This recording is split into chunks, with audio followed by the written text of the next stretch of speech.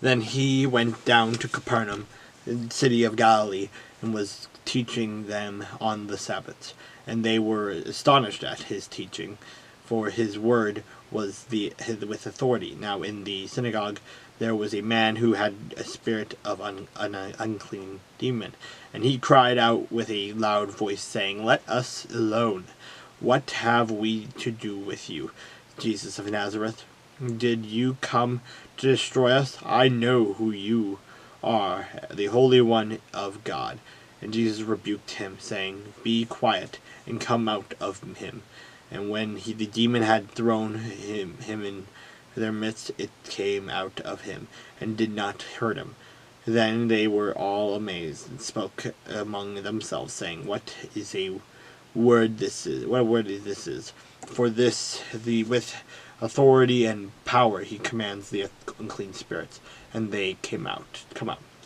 And the report about him went out into every place in the surrounding region.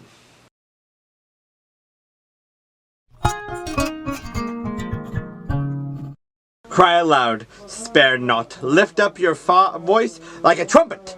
Tell my people their transgression, and the house of Jacob their sins. Yet they seek me daily, and delight to know my ways, as a nation that did righteousness, and did not forsake the ordinance of their God. They ask for me the ordinances of justice.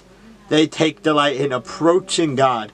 Why have we fasted, they say, and you have not seen? Why have we afflicted our soul? And you have not taken notice. In fact, the day of your fast you find pleasure. Exploit all your laborers.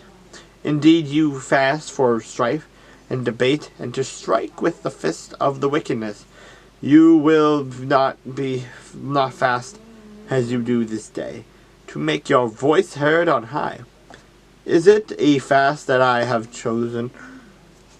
A day for a man to afflict his soul? Is it to bow down his head like a bulrush, and to spread out sackcloth and ashes?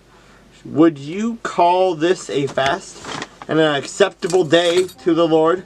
Is this not the fast that I have chosen? To loose the bonds of wickedness, to undo the heavy burdens, to let the oppressed go free, and that you break every yoke?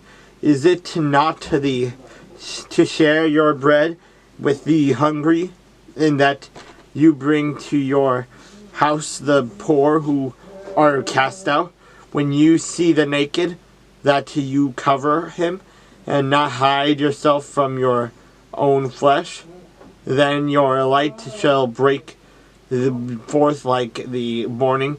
Your healing shall spring forth speedily, and your righteousness shall go before you.